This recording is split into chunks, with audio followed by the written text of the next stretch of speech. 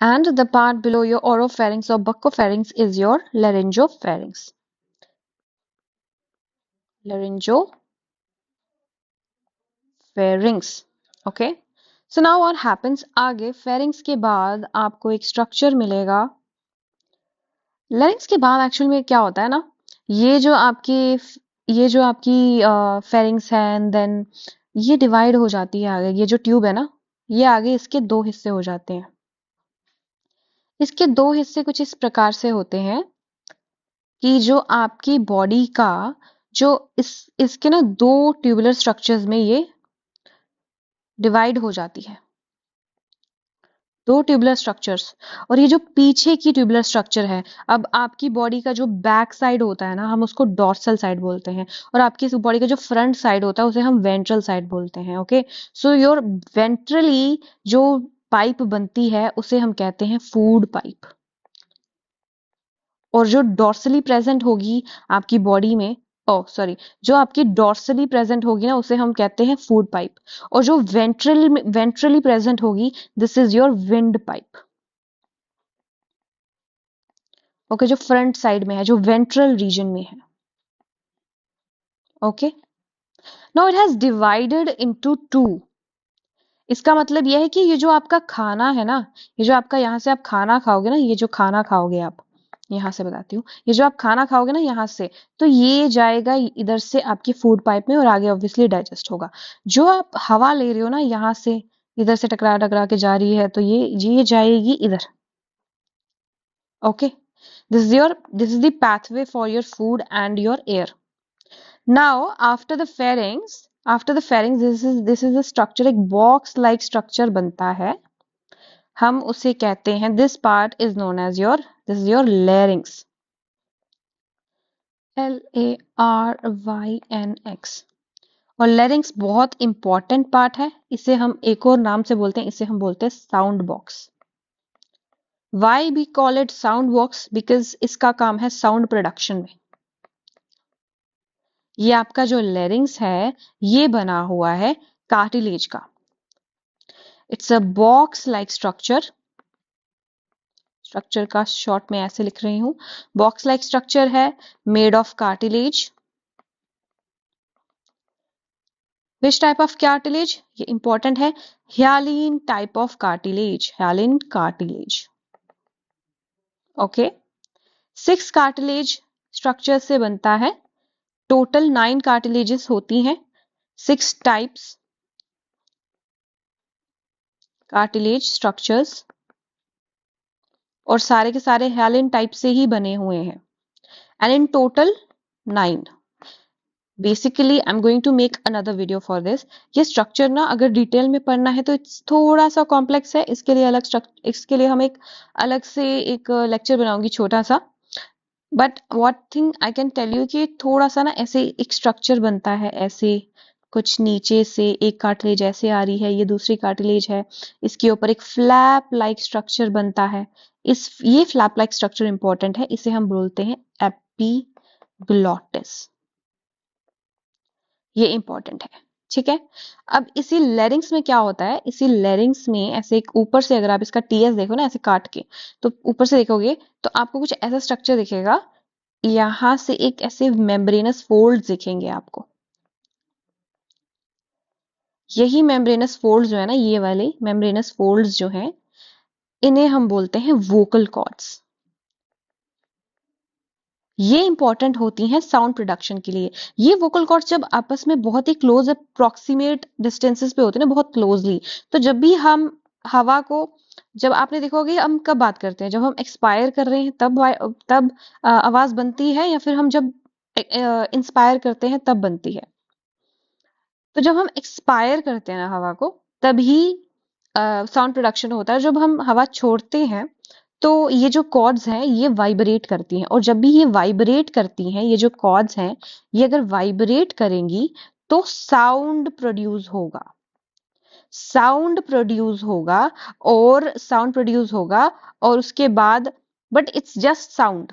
Okay, simply आ ई types of sounds, but not the speech. Articulation नहीं होता है. आर्टिकुलेशन कब होता है, यही साउंड्स जब आपके लिप्स आपकी टंग आपकी बकल कैविटी के साथ टकराती है, और जब भी बोलते हो आपके जो लिप्स हैं वो अलग तरीके के फेसेस, अलग तरीके के स्ट्रक्चर्स बनाती है, और उसी की वजह से आर्टिकुलेशन होता है और स्पीच बनती है। ओके, सो दे वोकल कॉर्ड जो होते हैं ये वाइब्रेट करते हैं और साउंड प्रोड्यूस करते हैं। ठीक है, तो ये देख रहे हो मैंने बताया, ये है लेरिंग्स, कार्टिलेज का बना हुआ है। ये जो ऊपर स्ट्रक्चर है इसे हम बोलते, यही है, ये है एपिग्लॉटिस। ओके, तो ये क्या करता है, ये जो ओपनिंग है ना, ये जो आपकी ओपनिंग है,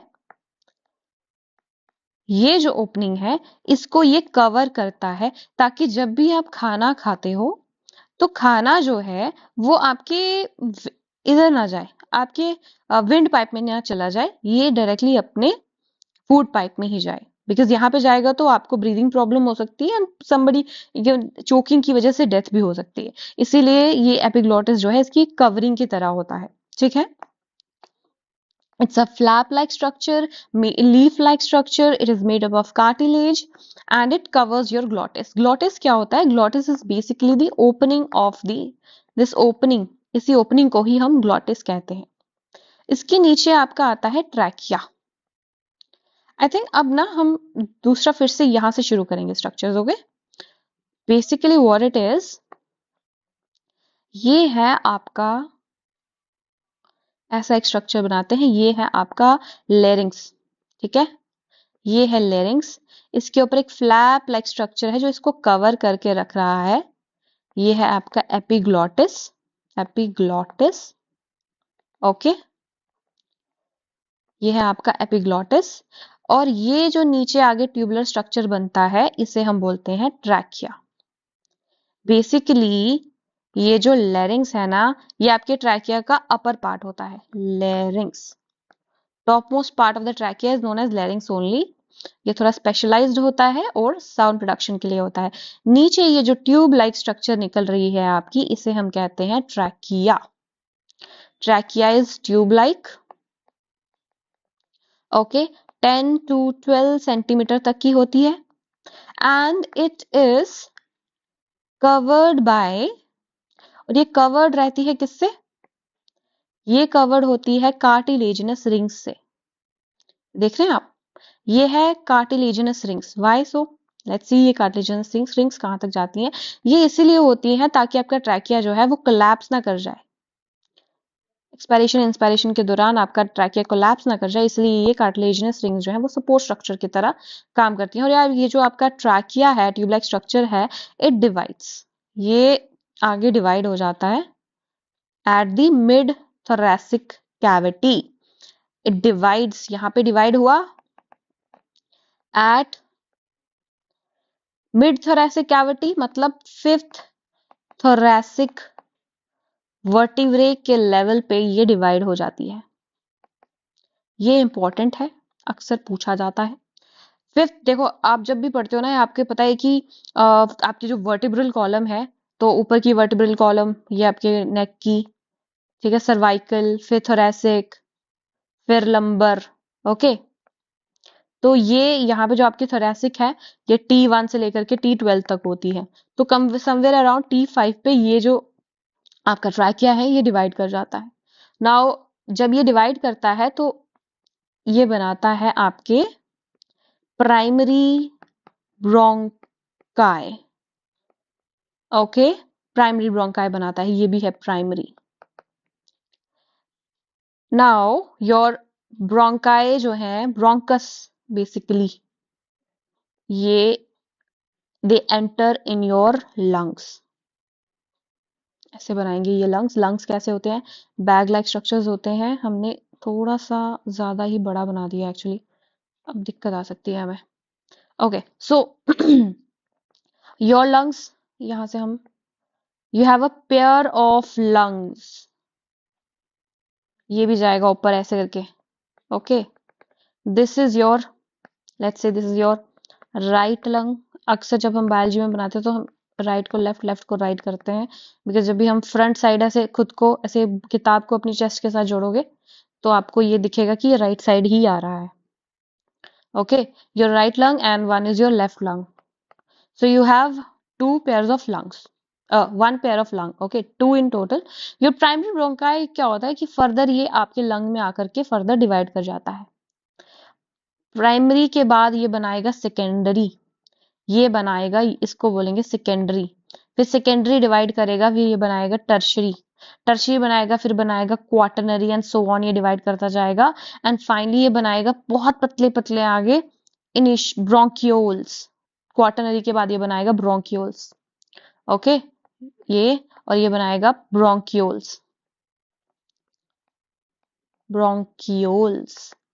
इन्हें हम कहेंगे इनिशियल ब्रोंकियोल, जो इनिशियली स्टार्टिंग में जो है वो उसे हम बोलेंगे initial bronchioles, okay, initial bronchioles. And these bronchioles are further going to divide, ये डिवाइड कैसे करें, ट्रीज की ब्रांचिंग की तरह ये डिवाइड कर रहे हैं, और डिवाइड करेंगे करेंगे करेंगे, बहुत बारी करेंगे ये डिवाइड, और जितना ज्यादा डिवाइड कर रहे हैं उतना ज्यादा इनका डायामीटर जो है वो कम होता जाएगा।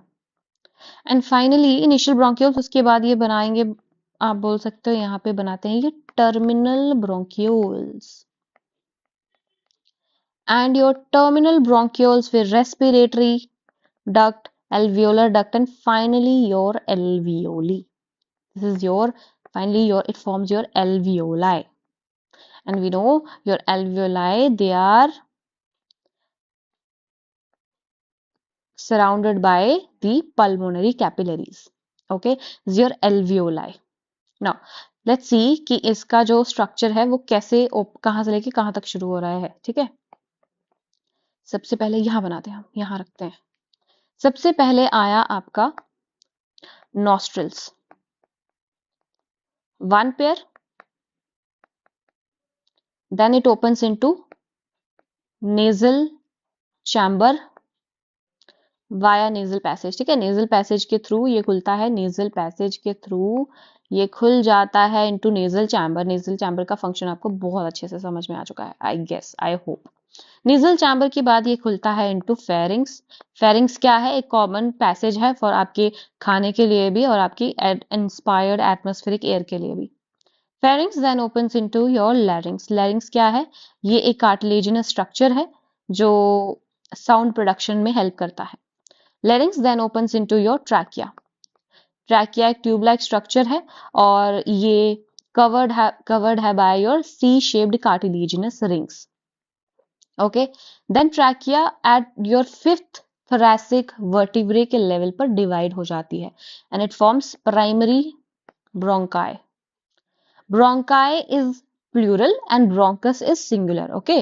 primary, then primary divides, further divides, और ये बनाते हैं secondary bronchi, फिर tertiary bronchi, then you can say quaternary bronchi, further divide हो होकर के it is going to form your initial bronchioles, and bronchioles बहुत बार divide करेंगे, they will form the your terminal bronchioles। Your terminal bronchioles further divide करेंगी और ये आगे फॉर्म करेंगे रेस्पिरेटरी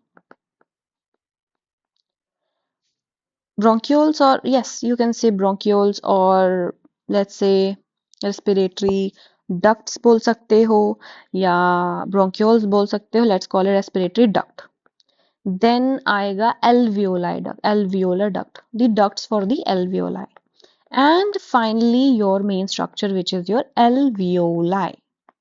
एल्वियोलाई कैसे होते हैं, they are balloon like structures, छोटे छोटे से होते हैं। देर आर लाइक, दोनों लंग्स में मिलाकर के 300 मिलियन एल्वियोलाई मिल सकते हैं आपको in lungs. And finally your alveoli. Now I told you that your trachea is covered with C-shaped cartilaginous rings. Your cartilaginous rings are gonna be present till your initial bronchioles। यहां तक आपको C-shaped है, they are not complete rings, no, they are not complete rings, no, they are C-shaped cartilaginous rings, like half rings हैं, C-shaped cartilaginous rings। ये कैसे है, ये आपके जो फ्रंट साइड है, जो आपका वेंट्रल साइड है, ये वेंट्रल साइड आपका फ्रंट यहाँ पे कंप्लीट है और आपके डॉर्सल साइड में ये इनकम्प्लीट है। आप मतलब फ्रंट साइड पे ये कंप्लीट होगी और पीछे की साइड पे ये एब्सेंट है, रिंग है, आधी है।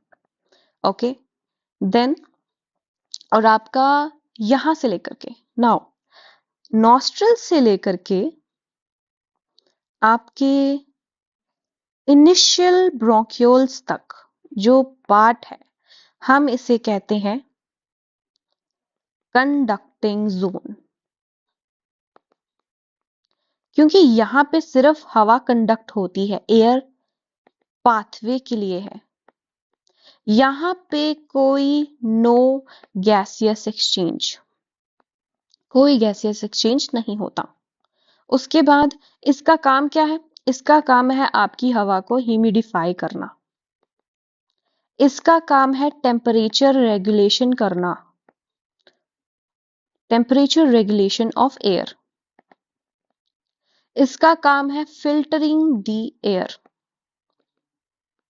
जो भी स्मोक पार्टिकल्स, डस्ट है, स्मोक है या पॉलन्स है, वो अक्सर कहीं ना कहीं इन्हीं ये जो पाथवेज है, कंडक्टिंग जोन है, यहीं पे ट्रैप होने लग जाते हैं।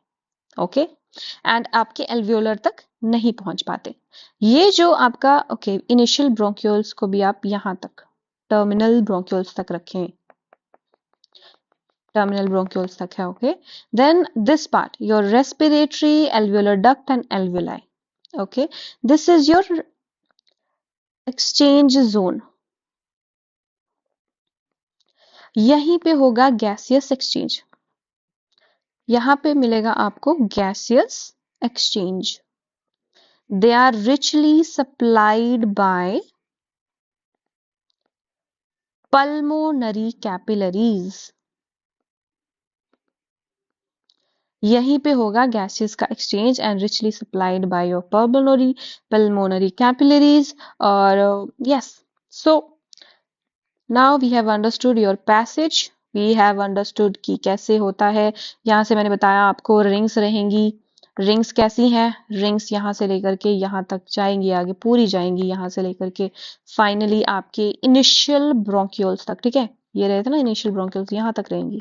लेकिन आगे की जरूरत नहीं पड़ती है, क्योंकि वहां पे आपके डायमीटर बहुत छोटा हो जाता है और ये जो एल्वियोलर में जो प्रेशर है उसी से इसका जो डायमीटर है वो मेंटेन रहता है।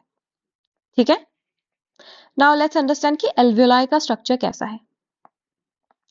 एल्वियोलाई का स्ट्रक्चर को थोड़ा सा समझते हैं हम अब।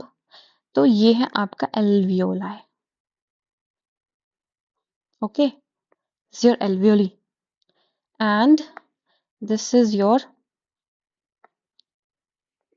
थोड़ा सा इसको भी कर लेते हैं, this is your pulmonary capillary.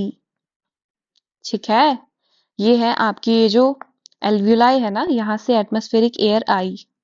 मैंने बताया था एयर में आपको नाइट्रोजन मिलेगा, आपको O2 मिलेगा, आपको CO2 मिलेगा, आपको ट्रेस गैसेस मिलेंगी। Now your alveoli is covered by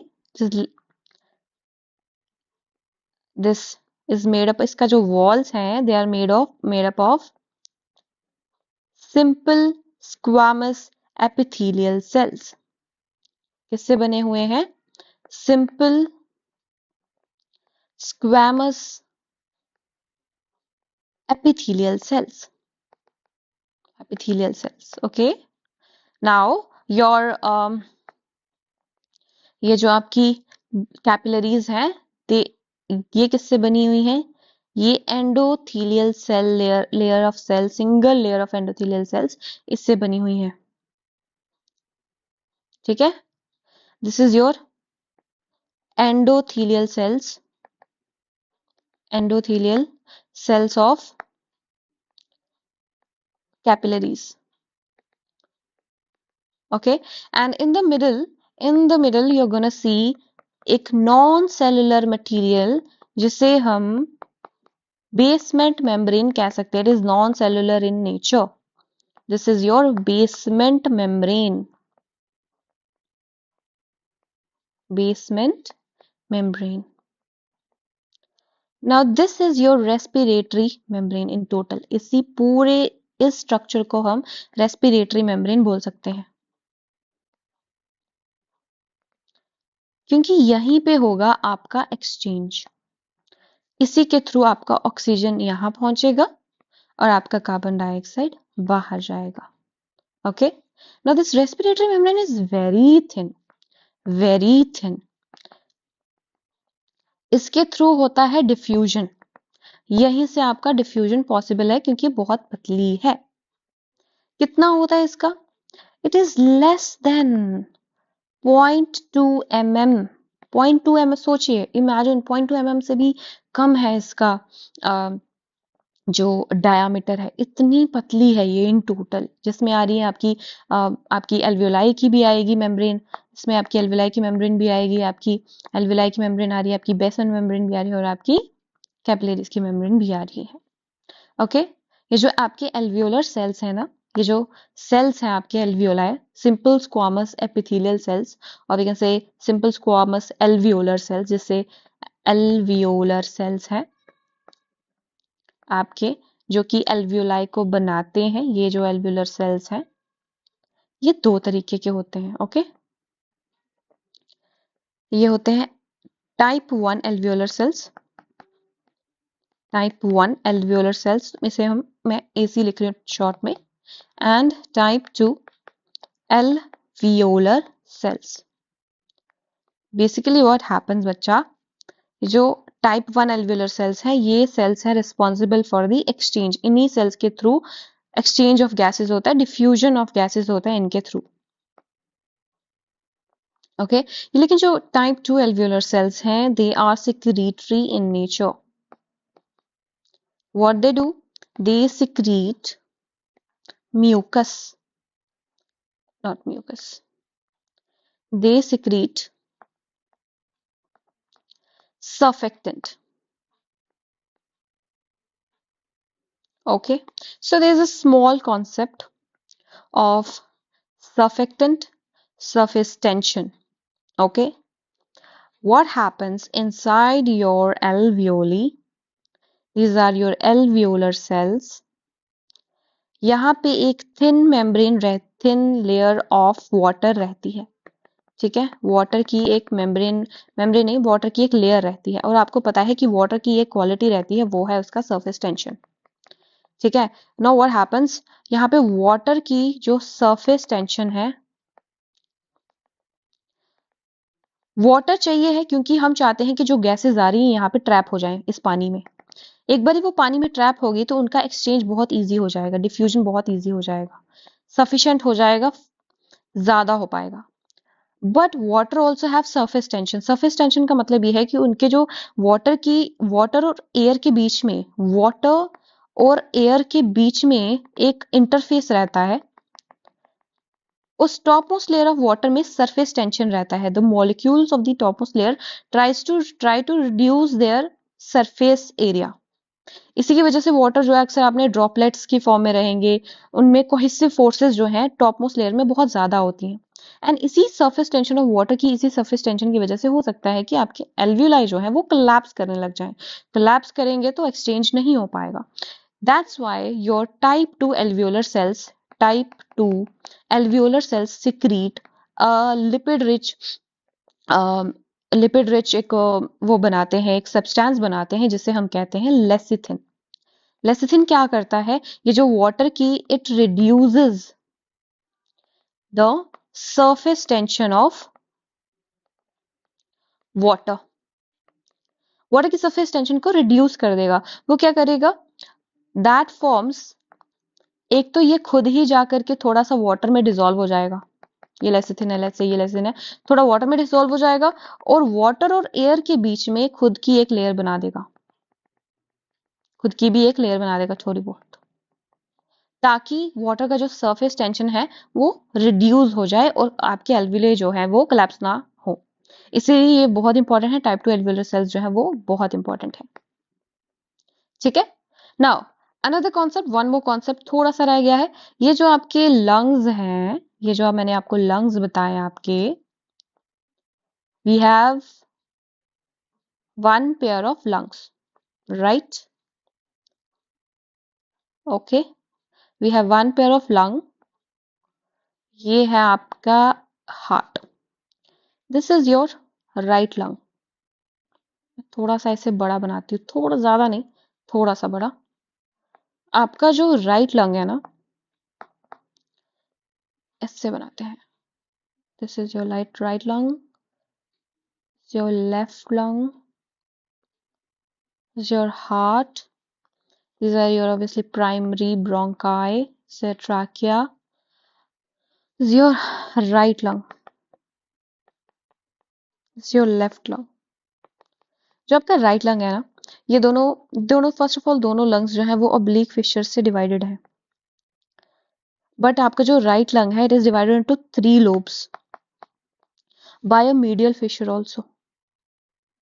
This is your oblique fissure.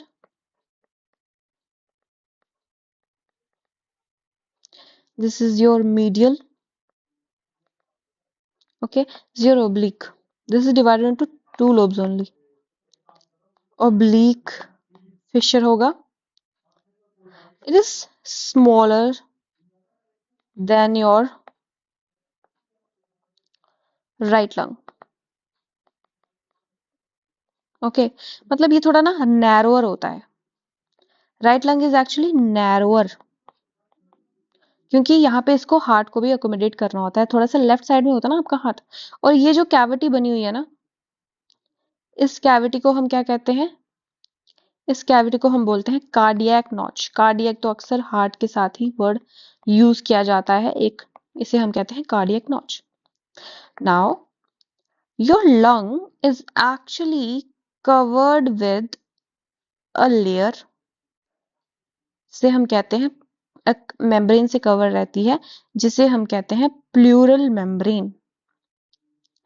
यहाँ पे डबल लेयर्ड होती है, दोनों लंग्स पे होती है। ये जो इनर लेयर है, this is your inner layer, इसे हम कहते हैं इनर प्लूरल मेम्ब्रेन। और ये जो बाहर की लेयर है, जो थोरैसिक कैविटी के पास है, उसे हम कहते हैं आउटर, ज्यादा कांटेक्ट में है with your thoracic cavity, outer pleural membrane. और ये जो लंग्स के साथ ज्यादा जुड़ी हुई है, इसे हम कहते हैं इनर प्लूरल मेम्ब्रेन। इन दोनों मेम्ब्रेन के बीच में एक फ्लूइड रहता है, फ्लूइड फिल्ड रहता है, इसे हम कहते हैं pleural fluid. Okay, we call it pleural fluid. ये इंपॉर्टेंट है। अगेन, प्लूरल फ्लूइड का क्या काम है? देखो, जब भी हवा का आदान प्रदान होगा, आपके लंग्स एक्सपैंड करेंगे और नॉर्मल शेप में आएंगे, बड़े होंगे, छोटे होंगे। उस दौरान फ्रिक्शन ना हो, किसी तरीके का डैमेज ना हो, उसके लिए हमारे पास एक फ्लूइड रहता है लंग्स के प्लूरल मेम्ब्रेन के बीच में, उसे हम कहते हैं pleural fluid. This is meant to reduce the friction. Okay, sometimes what happens, किसी बैक्टीरियल इन्फेक्शन की वजह से ये जो आपका प्लूरल फ्लूइड है, ये एक्सेस में बनने लग जाता है, ज्यादा हो जाता है इसका अमाउंट।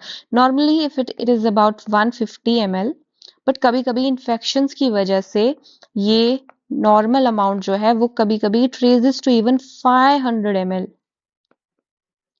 एंड इसकी वजह से इस डिजीज को हम क्या कहते हैं? जब आपके प्लूरल फ्लूइड की मात्रा नॉर्मल वैल्यू से ज्यादा हो जाए, उस डिजीज को हम कहते हैं प्लूरेसिस, प्लूरेसी।